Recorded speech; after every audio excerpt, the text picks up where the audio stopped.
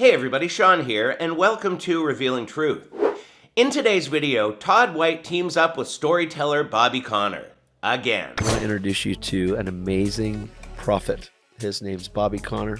And we could stop right there because as we've shown in past videos, Bobby Conner is perhaps the most outlandish storyteller aside from Kat Kerr.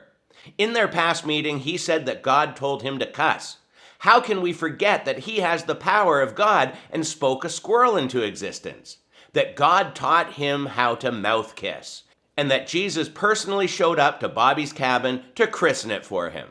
So if Todd White is calling this guy an amazing prophet of God, then not only is he a false leg lengthening teacher, but he has zero discernment. But let's continue, because this is crazy. Absolutely incredible. If you can start, Bobby, by just share what happened when you were in your mother's womb. All right, I was in my mother's womb. This is 1943. My dad has just died in Terrell Mental Hospital from a venereal disease. And the doctors had told my mother, the baby inside your belly will be afflicted with the same disease killing his father. There's a high cost for low living. He began to sleep around with strange women, caught this venereal disease. And the doctors said, the baby inside your belly will be afflicted with the same disease killing his father. So my mother was doing it out of mercy. She took a coat hanger, turned it into a hook, opened her womb, stuck the coat hanger in there, and so help me God, the hand of the Lord pushed me aside and kept my mother from extracting my life from her body. And I told my wife about this years before my mother ever told me. And she goes, Bobby, nobody could know what happened to him when they was a fetus. I said, me and John the Baptist do. Really? He's putting himself on the level of John the Baptist? The person that Jesus said that no one born of women had arisen greater than him.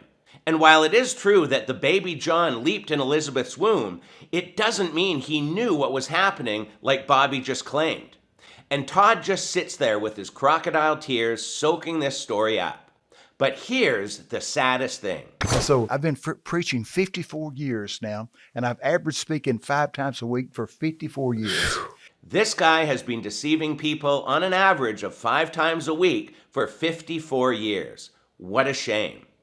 This meeting is all the same stories about angel encounters and blah, blah, blah. So we're going to skip that for today. But the link to this video is in the description below. And if we want to do the whole guilt by association thing, well, Bethel has a page giving honor to this seasoned prophet of God. So enough said. Birds of a feather flock together, and wolves hunt in packs. Someone commented on the last video we did on Bobby, saying that it was an older video and wondered how much worse he'd gotten. Well, 2 Timothy 3:13 tells us that evil men and imposters would go from bad to worse, deceiving and being deceived. And Bobby and Todd are both fulfillments of that verse. But with that being said, we're going to leave it here for today, so leave your comments below. And until next time, take care and God bless.